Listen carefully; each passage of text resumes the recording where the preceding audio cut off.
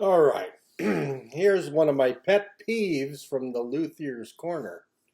Uh, for years, I have dealt with guys that buy guitars thinking they are going to buy the cheap guitar, throw some pickups in it, and make it the top of the line Gibson, whatever.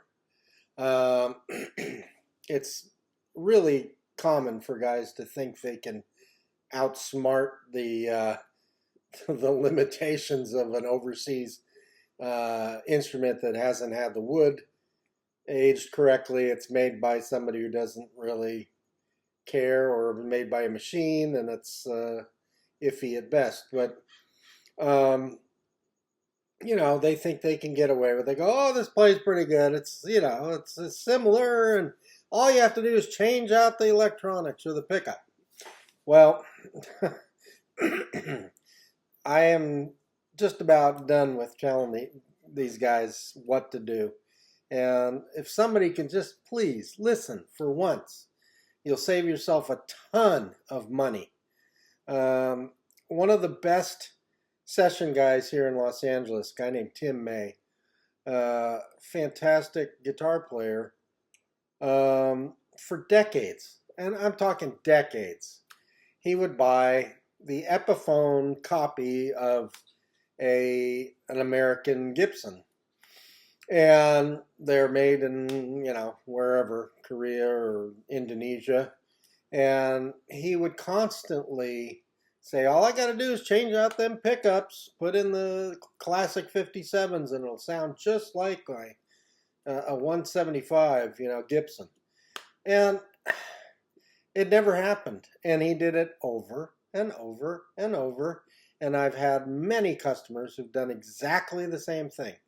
They just change those pickups, buy a cheap guitar, change out another set of pickups, get rid of it, buy another one, put in some cheap pickups or expensive pickups in the cheap guitar, and it still never works. They just don't sound right. You have to buy the real deal. Just the amount of money I've seen my customers spend over the years on this reoccurring piece of junk they produce with the pickups and the overseas instrument. It's one thing if you're a beginner player, don't have the money, got to buy an overseas instrument to save the money, and you think maybe I can improve it with these pickups. Well, I guess go ahead and try, but you're probably not gonna have a great outcome. So what what they're doing, it's understandable from you don't want to spend a lot of money because you're just starting out. But a lot of these guys have been playing their entire lives. I mean, and some of them are top musicians like Tim. Fantastic. Uh, it's just crazy to me that they do this. But in Tim's case, he did finally listen to me. Probably, I don't know, 12 years ago or something. He finally, I basically had to club him over the head to get him to buy a quality Gibson instead of messing around with these other ones. And one of my customers had a fantastic Super 400 Gibson thin in a natural. So it was beautiful, tiger maple. The guitar played like butter. It had the thin body, so it was really easy to deal with when you're dealing with that larger Super 400 body. But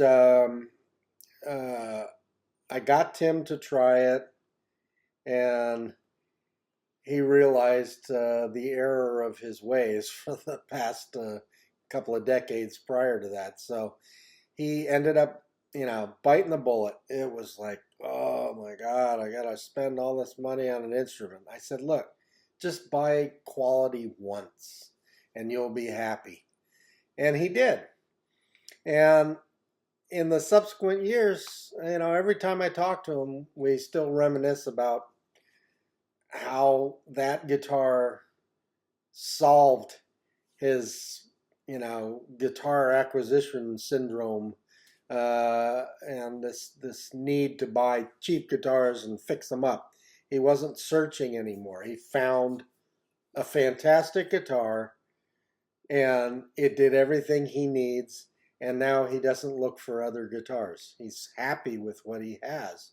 And that is what I kind of try to get through to these people, but they don't seem to understand a lot of times, or it can be years before they do.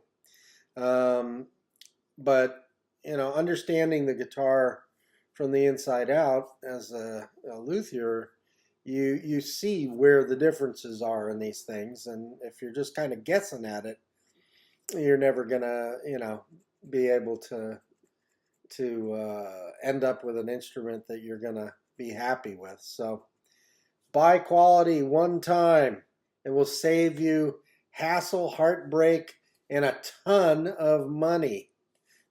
Do it.